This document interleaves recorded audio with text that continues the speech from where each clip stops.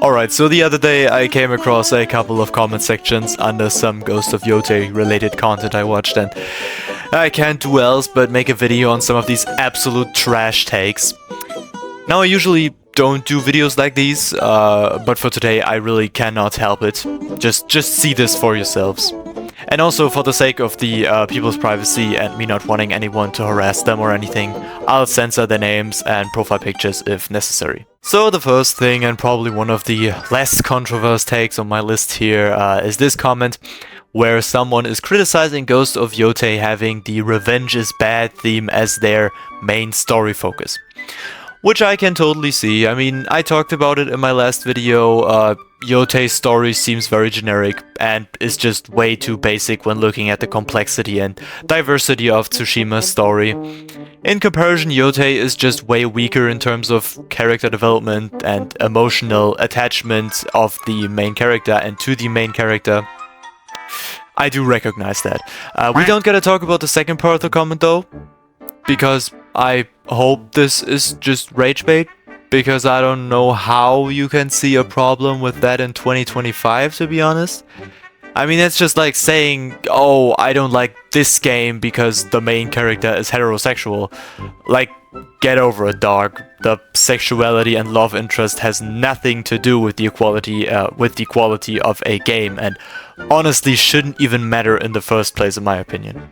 Second, I got this goofball right here, who apparently didn't even fucking play the game, because if he would have played Tsushima, he would know that a sequel with Jin Sakai would make absolutely no fucking sense, since there is literally an ending in Tsushima where Jin dies. So yeah, that was fucking stupid. Third on my list is this plastic-eating gremlin right here, who seemingly has never heard the words freedom of fiction ever in his life. I mean, brother, do you really think I care if Kratos shouldn't be able to force open the gates of Valhalla? Heck no! And do you know why? Because it's fucking badass. You are my sunshine. Also, who wants to play a game where the main character keeps getting beat up by everyone? Jin also shouldn't have been able to beat 15 samurai at once, but the game still sold over 13 million copies. Then we got this absolute weirdo right here who actually decided to blame the goddamn fanbase for the game being a, quote, humiliation ritual. Do I really need to say anything here? It should be pretty clear that what most of the fans wanted was just more Ghost of Tsushima-like content, and I don't really see how that affected the development of Yotei. If anything, Yotei would have probably not even existed if the community hadn't shown as much support and love as they did. So, really, bro, I think you lost most of us here with this claim, and moreover, I don't see Yotei being a humiliation ritual at all.